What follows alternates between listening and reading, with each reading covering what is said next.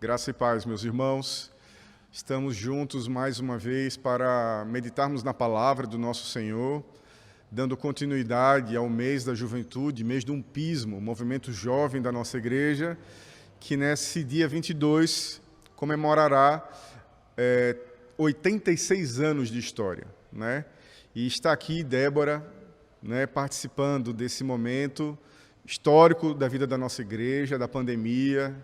Nossa irmã que já trouxe uma palavra muito edificante para nós esse ano, né, que tem sido usada tremendamente por Deus nas redes sociais, com seus textos.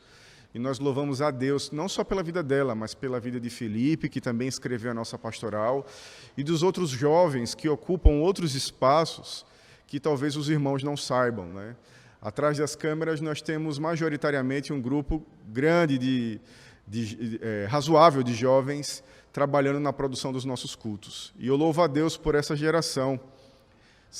Essa semana que passou, o nosso irmão Francisco me chamou à igreja para averiguar uma série de documentos que estavam guardados, e eu tive a oportunidade de folhear páginas e mais páginas da história da nossa igreja nos anos 60, nos anos 50, né? A Confederação da Mocidade, naquela época, exigia relatórios das juventudes locais. E é lindo de se ver que essa história ela continua sendo escrita agora na internet, né? Nossa irmã Débora, por exemplo, através do seu Instagram, por trás do sorriso, das suas contas, e os nossos jovens de várias outras formas, servindo e atuando para a honra e glória do nosso Deus. Por isso, eu conclamo a igreja, ore pela juventude da nossa igreja, ore para que o Senhor mande mais jovens, ore para que cada vez mais jovens assumam um trabalho aqui na nossa comunidade. Jovens, força, que Deus os abençoe e os encha de criatividade. Agora, eu convido você a fazer a leitura que está no Evangelho de João, capítulo 4, dos versículos 20 ao 24. Evangelho de João, capítulo 4, dos versículos 20 ao 24. Você pode acompanhar a leitura aqui no vídeo, que diz o seguinte: nossos pais adoravam neste monte, mas vocês dizem que em Jerusalém é o lugar onde se deve adorar. Ao que Jesus respondeu: mulher, acredite no que digo. Vem a hora em que nem neste monte, nem em Jerusalém, vocês adorarão o Pai. Vocês adoram o que não conhecem. Nós adoramos o que conhecemos, porque a salvação vem dos judeus.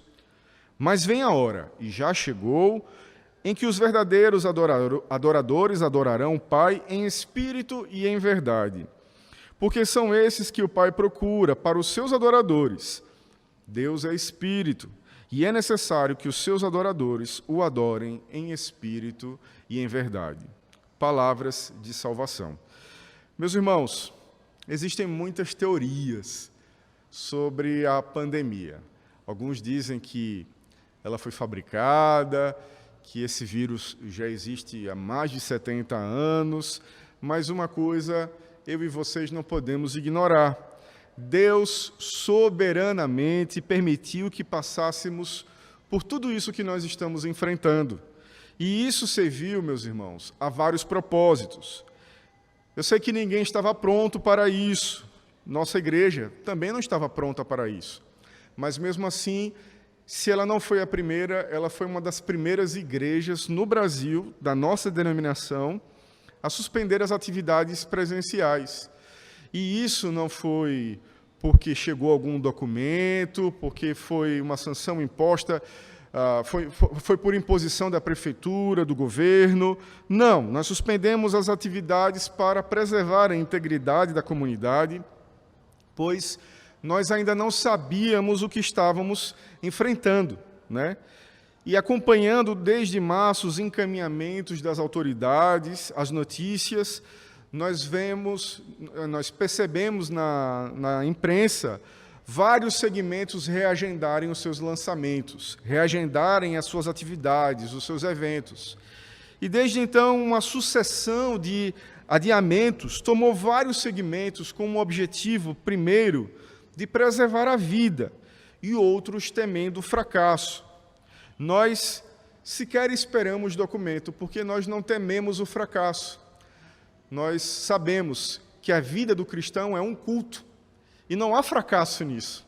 Não há fracasso em você prestar culto ao Senhor na sua casa ou aqui na igreja. Veja, as Olimpíadas foram adiadas.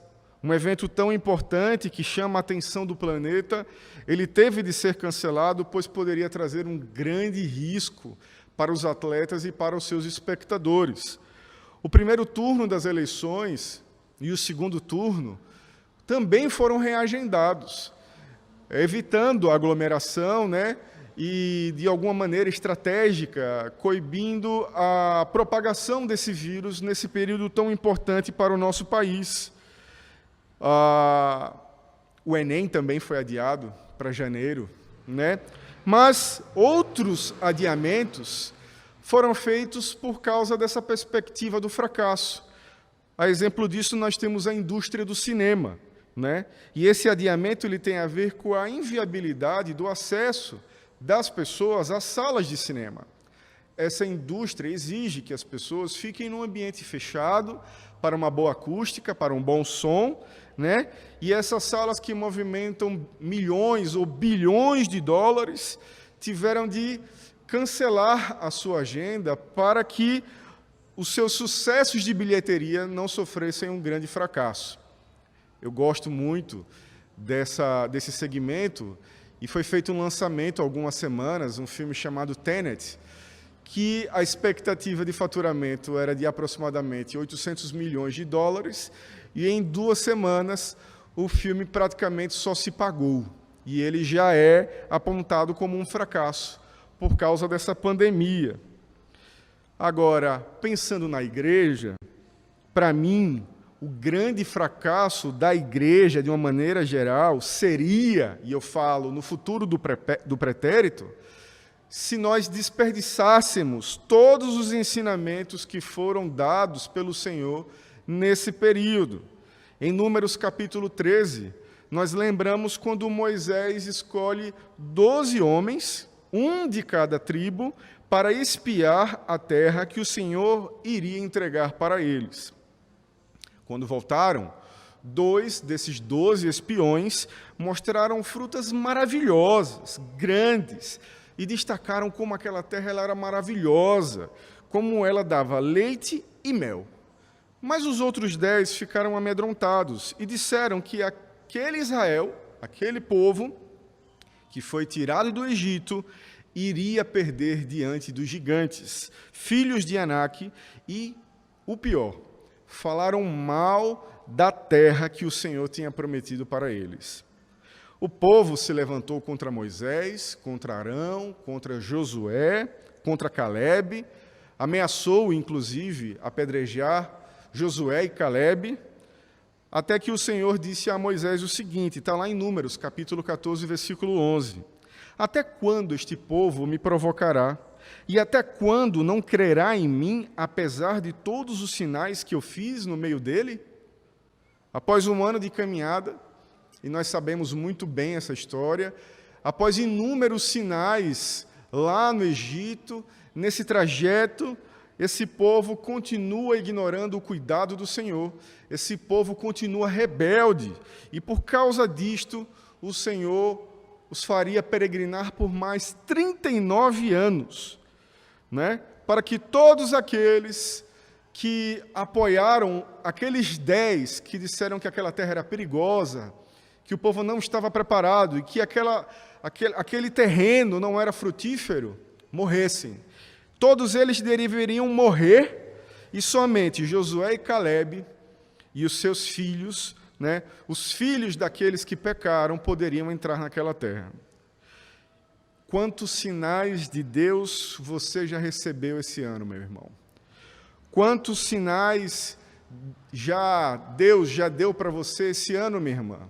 O maná que está posto na sua mesa, a proteção que o Senhor tem lhe dado, a você e toda a sua família. Deus tem nos cercado, mesmo numa pandemia, de um amor profundo, de um cuidado enorme.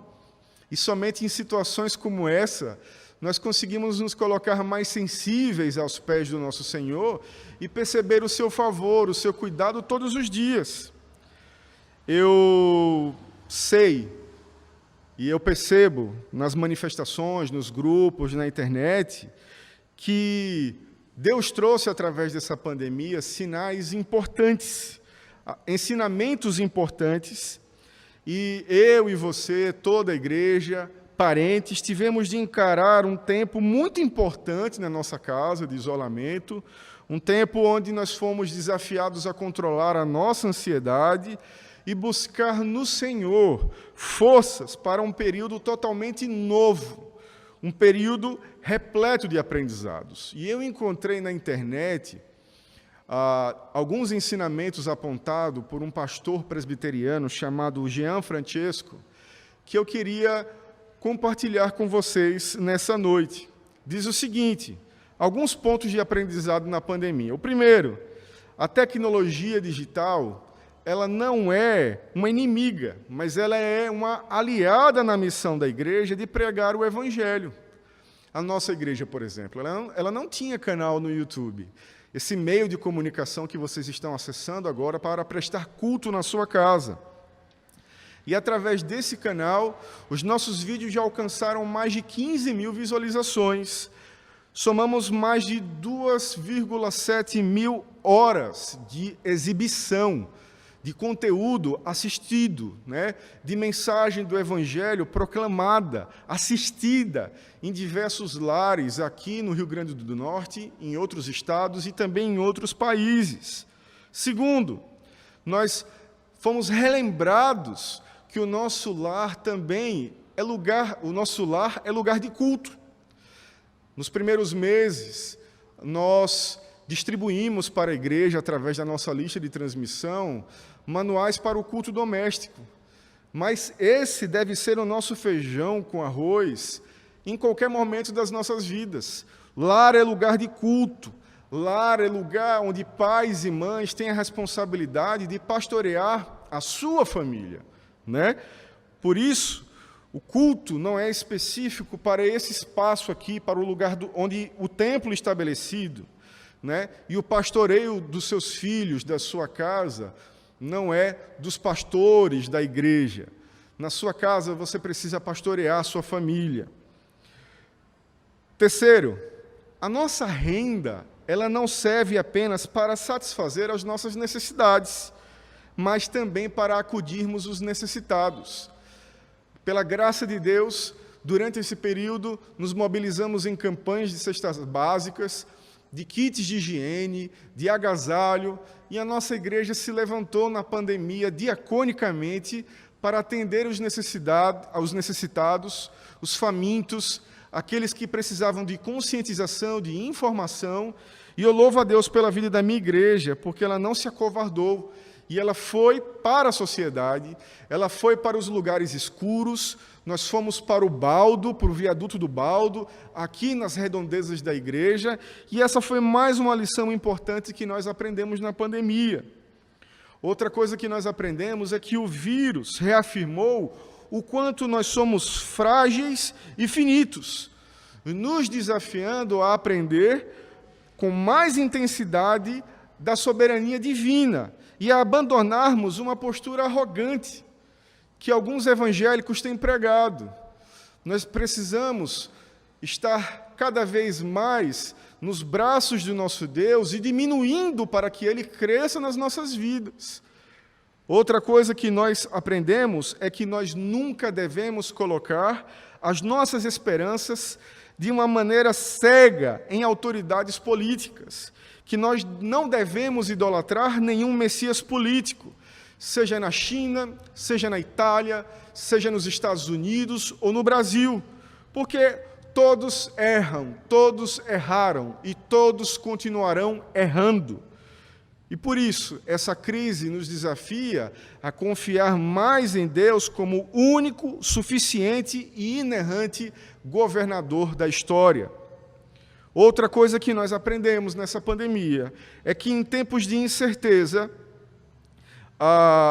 confirma uma sabedoria bíblica que nos instrui e que nós devemos ser prontos para ouvir tardios para falar e para nos irar. E por isso a pandemia foi um grande exercício para que eu e você exercitemos o domínio próprio e também sejamos tardios em escrever. Por último, para mim, e um dos mais importantes, é que igreja não é prédio, que o culto continua apesar desses bancos estarem vazios e que logo serão preenchidos por vocês. Em hipótese alguma, meus irmãos, eu estou menosprezando esse prédio, esse lugar de adoração que serve a um propósito de Deus de estabelecer comunhão em um grupo de pessoas plurais que pensam diferente, que têm realidades distintas, mas que juntas glorificam o nome do nosso Deus. Mas devemos lembrar que o templo, meu irmão, é lugar de reunião, de ajuntamento, e que nesta pandemia o culto não parou. O culto não foi adiado. Nós não fracassamos, em hipótese alguma, porque ele sempre continuou. E ele continua fora da igreja, nesse momento, aí na sua casa. Agora, eu convido você a voltar ao texto que nós lemos, você que está com sua Bíblia aberta aí na sua casa, e preste atenção no que diz nesse texto bíblico.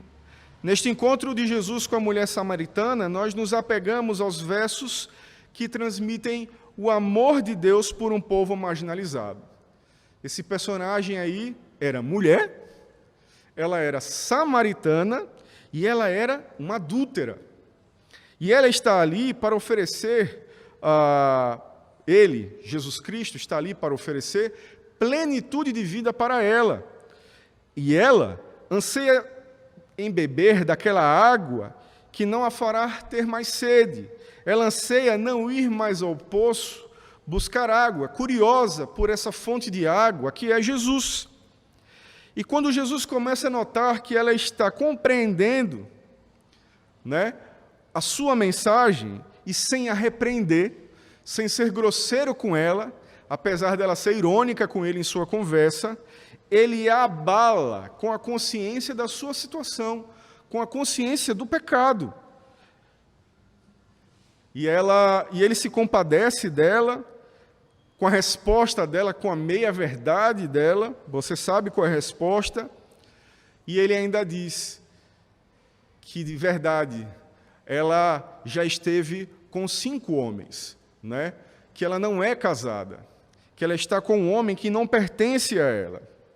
Nós não conseguimos notar nesse texto se ela fica com medo, mas nós sabemos que o adultério era sentença de pena de morte. Mas a partir do versículo 20, a conversa ela toma um tom diferente, ela toma um rumo muito interessante que eu queria conversar com vocês nessa noite. Calvino diz que é equivocada a ideia de que a mulher é evasiva nesse texto. Ela não é evasiva. Na verdade, como nós sabemos, o arrependimento é o princípio de algo novo que somente Deus pode fazer na vida daqueles que são escolhidos por Ele. E esta mulher agora quer saber o modo certo de cultuar a Deus.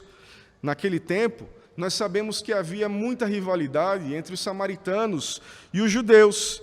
E eu vou lhe explicar o porquê. Porque após a conquista de Samaria, os assírios haviam deportado vários israelitas, a população israelita, e ali assentaram povos estrangeiros, que faziam parte do Império Assírio. E ali se constituiu, meus irmãos, uma população muito misturada, extremamente miscigenada, que acabou sendo desprezada pelos judeus. As famílias israelitas que haviam permanecido ali adotavam apenas o Pentateuco, e um Pentateuco adulterado, diferente, com a sua própria versão da história de Israel. E por isso, alguns templos foram edificados naquela região, principalmente em Gerizim, um monte acima de Siquém. E esta mulher, nessa etapa da conversa, nesse momento da conversa, provavelmente apontou na direção desse monte. E nós precisamos lembrar que no Pentateuco era permitido erigir altares em qualquer lugar, visto que o templo ainda não havia fixado lugar. Ou seja, havia um impasse ali para ela, na compreensão da adoração do seu povo, na maneira dos judeus de interpretarem a adoração específica em Jerusalém, né? E a partir do momento, nós sabemos que o templo foi edificado em Sião, aquela liberdade cessou. E esta mulher está disposta agora a oferecer ao Senhor não qualquer tipo de culto, mas um culto genuíno, verdadeiro, em espírito e em verdade, né? Mal ela sabia, mas isso já estava sendo enraizado pelo Espírito no coração dela, através de Jesus Cristo. E Jesus declara, né, através das suas palavras, e mostra para a gente que ela não queria mais seguir o costume dos seus pais, os costumes da sua nação. Ela mostra claramente para Jesus que ela não está satisfeita com a maneira como os samaritanos prestavam culto, né? E aí Jesus mostra que, além da maneira deles prestarem culto estar errada, a forma de culto dos judeus vai expirar. Que, embora a salvação proceda dos judeus, porque as promessas de Deus foram confirmadas e ratificadas nesse povo, porque foram reveladas exclusivamente a esse povo, a salvação do nosso Senhor se irradia para todo mundo. E entenda, meus irmãos, Cristo não desaprova o templo, Cristo não desaprova o sacerdócio, Cristo não desaprova as cerimônias. Lembre que o nosso Senhor instituiu as festas, o próprio templo. Isso serve a um propósito didático muito importante. Só que aqui nesse texto ele vai levar o conceito de adoração a um outro patamar. Ele quer apresentar um conceito mais elevado, que é o culto em espírito e em verdade. A adoração no templo ou fora do templo, que não é em espírito e em verdade, não é adoração. Meus irmãos, deixa eu dar uma notícia para vocês. Em uma semana, se Deus permitir, no próximo domingo, nós estaremos aqui na Rua João Pessoa 259 para adorar o nosso Deus, né? Nós estaremos aqui, meus irmãos, como igreja, né, adorando o nosso Deus, porque você é templo do Espírito Santo, porque o Espírito Santo habita em você, porque você, meu irmão, é parte do povo de Deus, é o novo templo de Deus, onde Deus habita. Então, eu me volto para as palavras de Paulo, na sua primeira carta aos Coríntios, no capítulo 3, versículos 16 e 17, que diz: vocês não sabem que são o santuário de Deus e que o Espírito de Deus habita em vocês? Se alguém destruir o santuário de Deus, Deus o destruirá. Porque o santuário de Deus, que são vocês, é sagrado. Você é templo do Espírito Santo, meu irmão.